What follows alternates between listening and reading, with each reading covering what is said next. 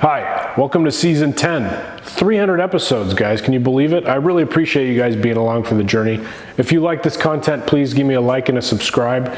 And yeah, there's been some changes in the shop, so let's talk about the big gray elephant in the room.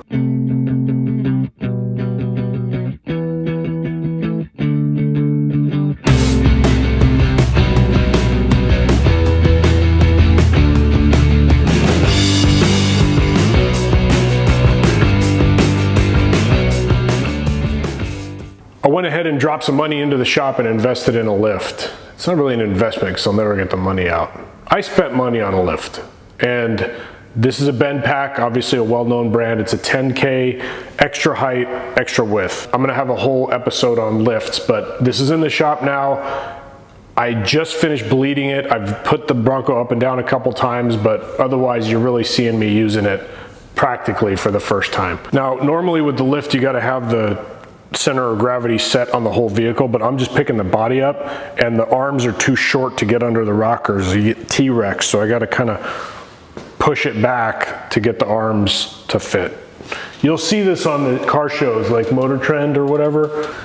So we'll put these right under the rockers here. Oh, it's stuck. It'll help if you took the nuts off, I suppose. Take two.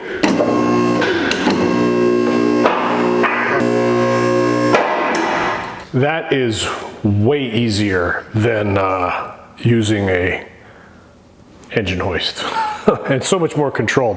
The idea also is that once I get this up, I can actually like get in there and scrape all the undercoating off. Oh, it's gonna be so much better. So when I bought the hardtop from Ryan, a friend and a subscriber, it came, he just threw in this cart that he used to store it. Now I've got the top suspended above the Scout in Mrs. Matt's garage, so I'm gonna use this as a body cart. It's made of 1-inch tube steel. I think it's strong enough. He said it was his first welding project, so I'm sure it's fine.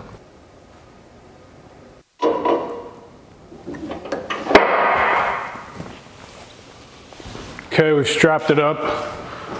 Let's see how she rolls here. Now I can pull this guy back.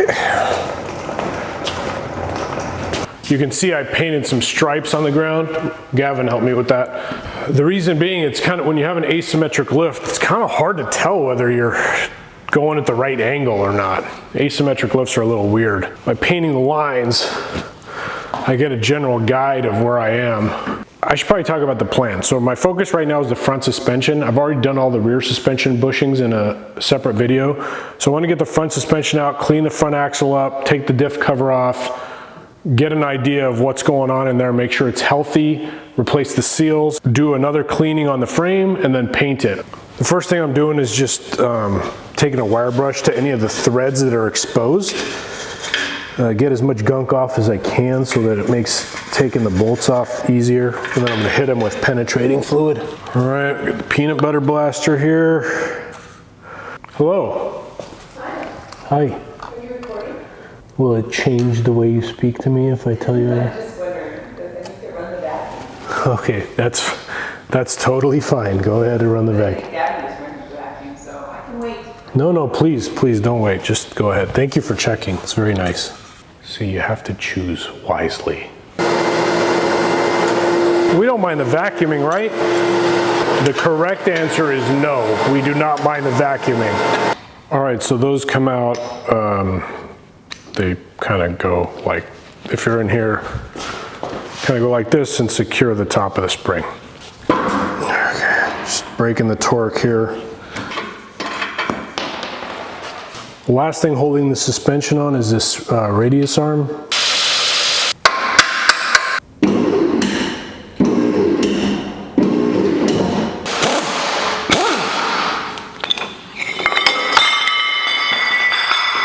Done.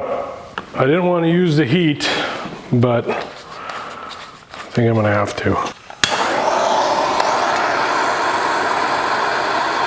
I mean, we're being unreasonable now. Oh, there you go, you dirty devil. This is the washer that the nut tightens on. On the driver's side, this was underneath this washer. On the passenger side, the one I was struggling with, this one, you can see the difference in the inside diameter between these two, and this had wedged itself onto the radius arm, causing me those problems. That also means that the suspension has been messed with before. Now it should come out no problem, right? Okay, all right.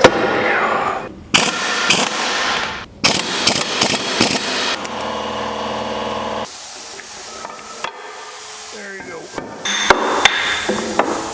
You want to put your axle on jack stands, because once you take that tie rod off, the knuckles just go cattywampus, and if the tires are on, it gets very difficult to handle.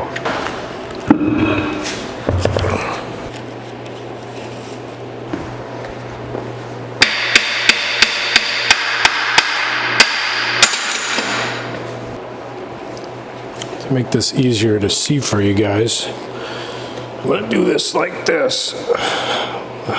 Zip tie it up here.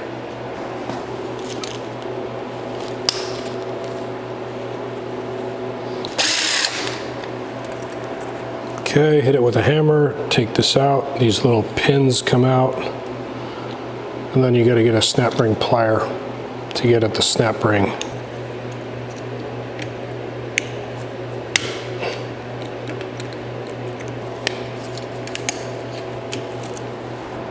There's another snap ring, kind of runs around the perimeter. There. Here you go.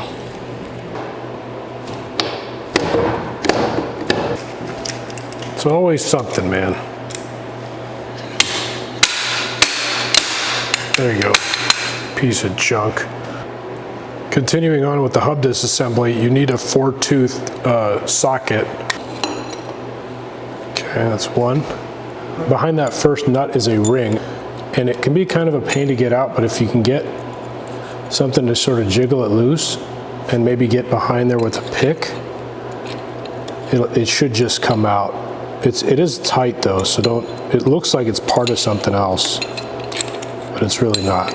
It's just meant to, it's got a little keyway on it.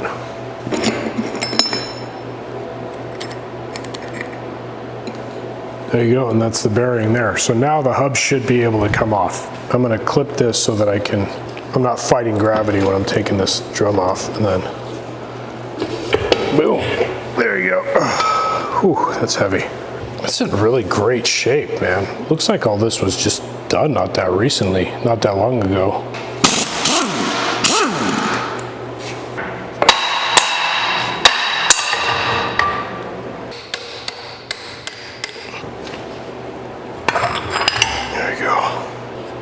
And ta-da, nice. Oh, dude, that oil looks amazing.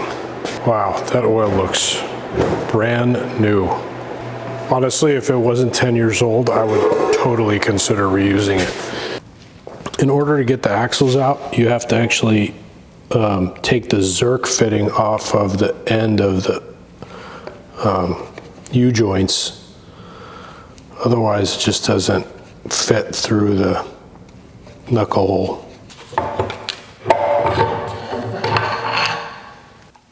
Okay, with the axles out, I can now pull the differential. I just want to mark it. So left. Sometimes people do P and R, or P and D, but I like left and right. I can't see the difference between P and D.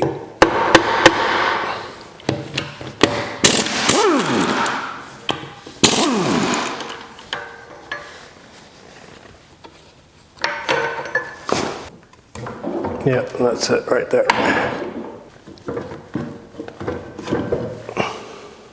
Man, it looks great in here. I'm so shocked.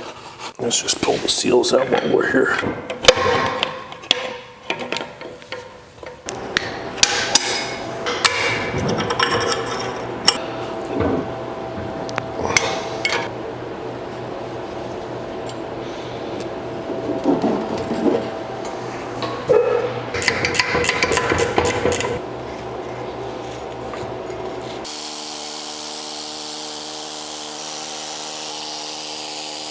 3,212 hours later, I've got the front axle degreased and cleaned, and I'm going to lift the frame off of the rear axle so that I have easy access to clean the rear axle. The 9-inch has been cleaned and is ready for paint. I don't know what that red oxide is. I guess that's the paint they use. They got most of it off with the brake cleaner. Now, I don't know, many seasons ago I made this jig for a angle grinder that just fits into the bench vise. This is great. I've been using to like clean all the bolts and stuff. There's a lot of grime on the bolts that I've now cleaned off. Makes a god-awful mess, but works great. This thing's worn down to the nubs. So I ordered a set of cheap ones from Amazon, 8x. So these will probably fly off and lodge themselves into my retina, but well, I'll give you a review on them.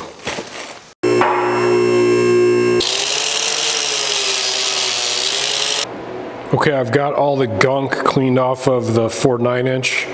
I mean, it's like piles of just greasy, dusty gunk everywhere.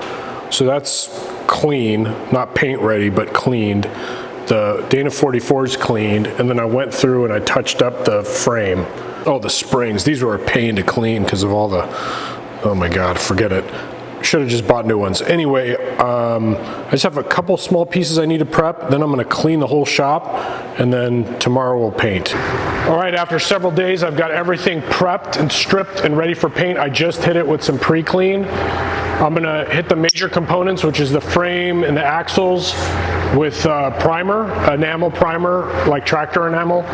And then I'm gonna use Rust-Oleum black tractor paint, semi-gloss for everything. So I need to suit up, and then I'm gonna mix some paint and shoot it. I can't film the painting because it would just muck my camera up, and I don't have the gear for that. But I do have Tyvek and face mask and everything.